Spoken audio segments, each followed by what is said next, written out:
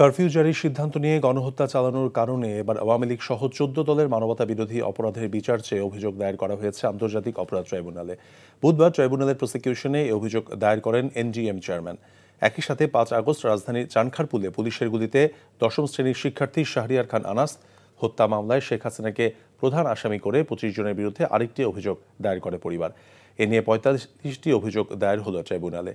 এনডিএমের chairman জানান, আন্দোলন চলাকালে শেখ হাসিনার সভাপতিত্বে ১৪ দলের বৈঠকেই সিদ্ধান্ত হয় কারফিউ জারির।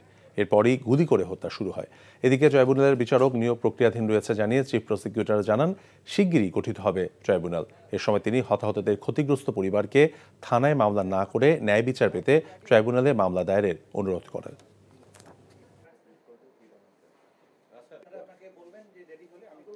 দশম শ্রেণীর একটা ছাত্র, তার নাম হচ্ছে আনাস।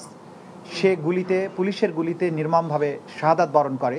আমি যদি বেঁচে না ফিরি তাহলে আমার জন্য তুমি কষ্ট পেও না, আমাকে তুমি ক্ষমা করে দিও।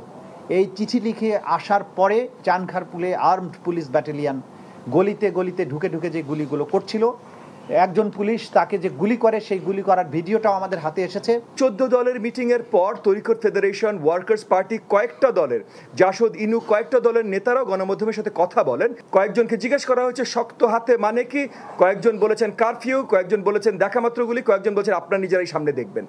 এই ধরনের আলোচনা আমাদের কাছে অ্যাটলিস্ট পরিষ্কার করেছে যে এরা অতপ্রুতভাবে জড়িত ছিল এই গণহত্যার আদেশ দেয়াতে।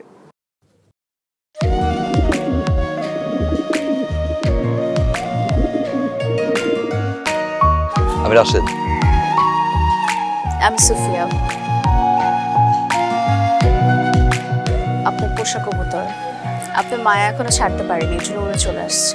মায়া হচ্ছে ম্যাজিকের মতো, একবার মায়া বললে সহজে ভোলা যায় না।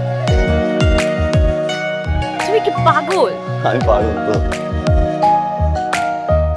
সুফিয়া,